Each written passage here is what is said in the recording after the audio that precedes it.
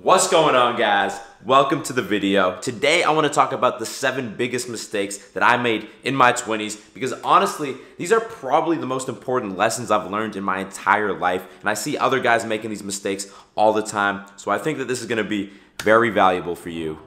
If you're ready, let's get started. It feels right, yeah. I can only say that it feels right.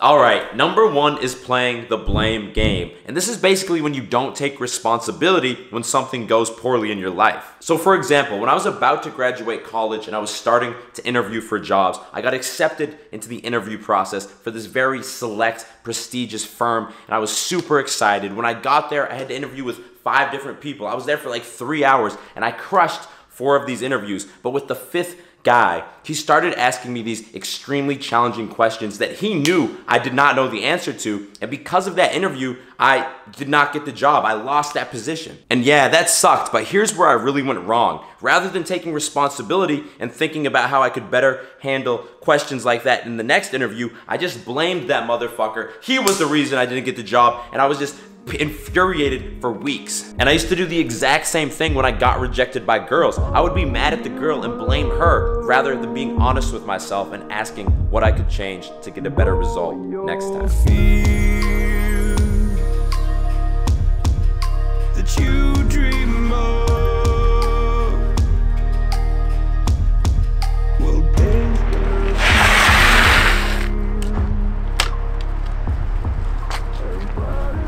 Alright guys, I am here with the big homie Dave, another man in his late 20s with a lot of wisdom to share. Number 2, my second mistake was that I did not check my ego. When you're young and you taste a little bit of success, it can be very easy to get a big head. Like for example, in my early 20s, I self-published a book that became a #1 bestseller on Amazon, and after that, I was so proud of myself. I was walking around with my chest puffed out like I was the fucking man. And on one hand, this made me look like a tool to other people, and on the other hand, it made me complacent, and immediately I lost motivation to do more things and my productivity diminished. And for me, my first job out of college was as a sales guy. And my first week in the job, I broke the rookie record. Had more sales than anyone else had ever had their first week. And that next day, I walked in talking so much shit like I was the man. And of course, I ended up getting 0 sales that week and looking real stupid. The lesson here is to always stay humble no matter what you accomplish, because other people will respect you more for it and will keep you hungrier to accomplish more shit. Hold on just a little. We'll meet right here in the middle ground is where we'll stand.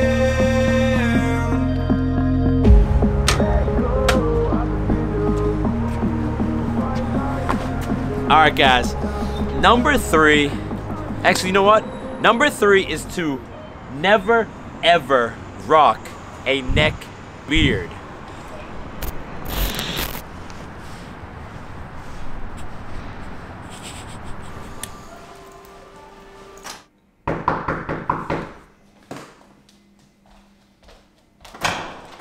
What's up, man? Yo, what's going on? Yo, you seriously showing up to my place like this right now? What you talking about, bro? Yo, come here. Look at my neck, and now look at your neck. Honestly, man, it's just disgusting. I mean, the problem is, bro, every time I try to shave it, I cut myself and my neck gets all red. Well, clearly you've been using the wrong equipment, man. You need this shave butter from Dollar Shave Club. It's so much better than shaving cream. And of course, their executive razor blade. Executive? Well, I am a boss. I bet you feel like a boss now too, huh? Yeah, bro. But that breath stinks. That's refreshing. This new toothbrush and fluoride toothpaste from Dollar Shave Club always makes me feel fresh.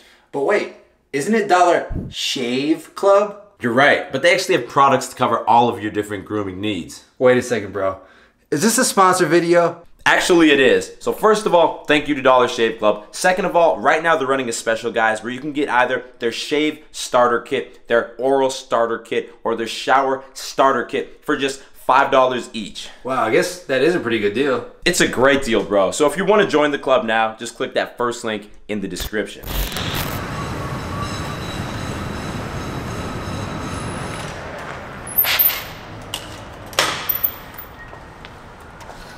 All right, mistake number 4 is that I got obsessed with dating. And this is a perfect one to talk about with Dave because back when we were living together in Boston, we were probably what, like 24? 24, 25. There was literally months that would go by where every single night one of us would have a date. Yeah, whether it was Bumble, Tinder, the bar, Fucking grocery store. we were taking down that whole city. The problem with that is that it's a huge time suck. You gotta take a few hours just to text and plan the date. Then you actually have to get ready for it. It takes an hour. Then you have to go on a date, which is another 2 to 3 hours. Then, if you get lucky, you're talking about another few hours after that, and then you lose sleep the next day. And that basically means that you're gonna have way less time to hang out with your actual friends, to go to the gym and work out, to try and build a business, basically to take action on any other area of your life. And that's not even mentioning the fact that this kind of creates a mental dependency where when you don't have dates lined up on a particular week, you feel very anxious and lonely. Yeah, I used to come home to see Dave in tears on one of the nights he didn't have a date.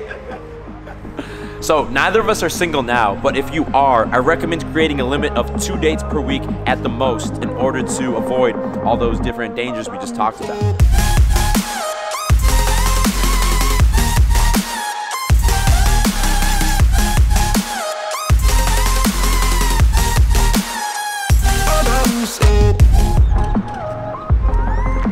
All right, mistake number 5 that I made was falling into the bodybuilding trap. I know a lot of you guys lift weights, whether you're brand new to the gym or you've been doing it for a few years, and I can tell you about after 6 months of weight training myself, I started to get obsessed with it. Like, all I looked forward to in my life was my next workout. And because of that, I started to miss other opportunities in my life. Like, I wouldn't go out at night to the bar sometimes because I was afraid it was gonna ruin my workout the next day. But not only that, I also started to attach my self-worth to my physique. When I walked in the gym, if I saw a guy who had more muscle mass than me, I would immediately feel bad about myself. When I went on YouTube or Instagram and I was scrolling through my feed, when I saw guys who had bigger, leaner bodies than me, I felt shitty. So the lesson here is you have to have realistic expectations. You need to realize that probably 90% of these Instagram fitness models and bodybuilders are using some type of anabolic steroids, plus their photos are taken with the perfect lighting, with the fresh pump going. So it's not a fair comparison to compare your body to theirs. Now, I'm not saying that you cannot successfully transform your body. I'm just saying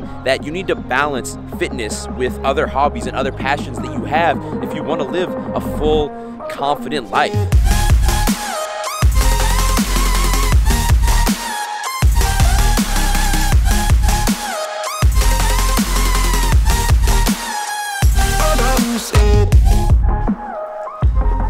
Alright, I'm gonna let the big homie Dave give you number 6.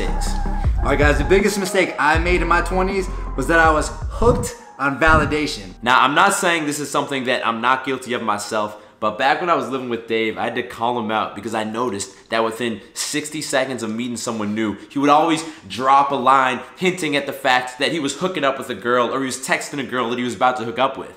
Yeah, I was a validation junkie, and a lot of this stemmed back to my insecurities growing up because I could never really get a lot of girls when I was younger. So once I finally started getting girls, like, I need to tell everyone about this because this is finally gonna make me cool. And a really good tip someone gave me once is to pick the thing that you're the most proud of and make sure that that's the last thing people find out about you, because that's gonna make sure that you're not falling into this trap always seeking validation. All I ever wanted was to love like this. All I ever needed was to feel like something more than a closed door flat on the floor. I can offer so much more. All I ever wanted was to feel at ease. All I ever needed was to get up off my feet. So for dinner, we're at the one and only Chick-fil-A, and guys, check out this massive line of cars. It used to be a lot bigger, but I've never been to a Chick-fil-A that's not just like completely mobbed. Like, what do they put in this chicken, bro? They putting crack in there? It's only my second time at Chick-fil-A. I'm about to find out.